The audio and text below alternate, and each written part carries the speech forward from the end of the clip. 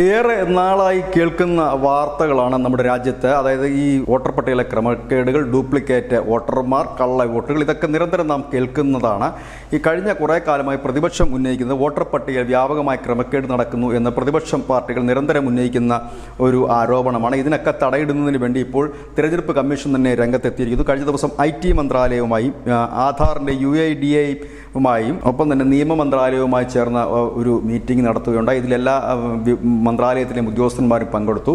ആധാറും വോട്ടേഴ്സ് IDയും തമ്മിൽ ബന്ധിപ്പിക്കുക എന്നുള്ളതാണ് ഇപ്പോൾ നടക്കുന്ന നീക്കങ്ങളുടെ ഭാഗമായി ഇപ്പോൾ ഉടൻ നടപ്പാക്കാൻ പോകുന്നത്. ബീഹാർ തെരഞ്ഞെടുപ്പിന് മുമ്പ് തന്നെ അത് നടപ്പാക്കും. നമ്മുടെ രാജ്യത്ത് ആധാർ കാർഡും ഇലക്ഷൻ വോട്ടേഴ്സ് IDയും തമ്മിൽ ബന്ധമില്ല. അത് രണ്ടും രണ്ടാണ്.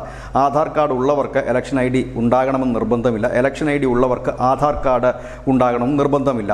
ഇത് തന്നെയാണ് പലപ്പോഴും കള്ള വോട്ടുകൾക്കും മറ്റുമായിട്ടും ഒപ്പം തന്നെ വോട്ടേഴ്സ് ലിസ്റ്റിൽ എണ്ണം പെരുപ്പിച്ച് കാണിക്കുകയും മറ്റും. നമുക്കറിയാം, ആറ്റിങ്ങൽ ലോക്സഭാ തെരഞ്ഞെടുപ്പിൽ സമയത്ത് അടൂർ പ്രകാശ് MP പലവട്ടം ആരോപിച്ചിരുന്നതും നീക്കം ചെയ്തതുമാണ് വോട്ട്, അതായത് ഒരു വോട്ടർക്ക് തന്നെ രണ്ടിടത്ത് വോട്ട് ഉള്ള ഒരു സംവിധാനം ഇങ്ങനെ രാജ്യത്തിൻ്റെ വിവിധ ഭാഗങ്ങളിലുണ്ട്. പക്ഷേ ഇത് രണ്ടും കൂടി ബന്ധിപ്പിച്ച് കഴിഞ്ഞാൽ ആ ഒരു വലിയ തലവേദന ഒഴിഞ്ഞു കിട്ടും. പക്ഷേ ഇവിടെ ഒരു പ്രധാന പ്രശ്നം ഉണ്ടായിരുന്നത് ഈ വോട്ടേഴ്സ് ID ഉള്ളവരോട് ആധാർ കാർഡ് ഉണ്ടോ എന്ന് ചോദിക്കുമ്പോൾ ആധാർ കാർഡ് ഇല്ല എന്നും പിൻ നമ്പർ തരാൻ കഴിയില്ല എന്നുമൊക്കെയാണ് പറഞ്ഞിരുന്നത്. ഇതുവരെ ഇലക്ഷൻ കമ്മീഷൻ 66 കോടി വോട്ടർമാരുടെ ആധാർ നമ്പറുകൾ ശേഖരിച്ചിട്ടുണ്ട്. അങ്ങനെ ഇനി മുതൽ ആധാറിൻ്റെ നമ്പർ തരാതിരിക്കുകയോ ആധാർ കാർഡ് ഇല്ല എന്ന് പറയുകയോ ചെയ്താൽ ഫോം B6 പ്രകാരം അത് വിശദീകരിക്കേണ്ടി വരും, എഴുതി നൽകേണ്ടി വരും. എന്തുകൊണ്ട് തനിക്ക് ആധാർ ഇല്ല, എന്തുകൊണ്ട് തനിക്ക് ആധാർ നമ്പർ തരാൻ കഴിയില്ല എന്ന്.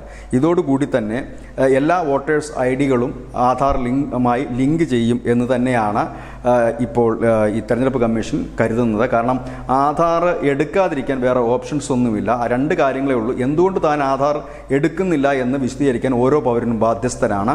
ഒപ്പം തന്നെ താൻ ആധാറിൻ്റെ പിൻ നമ്പർ ഈ തെരഞ്ഞെടുപ്പ് കമ്മീഷന് ആവശ്യപ്പെടുമ്പോൾ നൽകില്ല എന്ന് പറയുന്നത് വിശദീകരിക്കാനും നിർബന്ധിതനാണ്. അതുകൊണ്ട് തന്നെ എല്ലാവരും ആധാറുമായി വോട്ടേഴ്സ് ID ലിങ്ക് ചെയ്യപ്പെടും എന്ന് തന്നെയാണ് കരുതുന്നത്. അങ്ങനെ വരുമ്പോൾ ഒരിടത്ത് നിന്ന് വോട്ട് ചെയ്ത് കയ്യിലെ മഷി മായിച്ചുകൊണ്ട് അടുത്തടുത്തേക്ക് വോട്ട് ചെയ്യാൻ പോകുന്ന ആ ഒരു കലാപരിപാടിക്ക് എന്നേക്കുമായി തിരശ്ശീല വീഴും. News desk, news India Malayalam.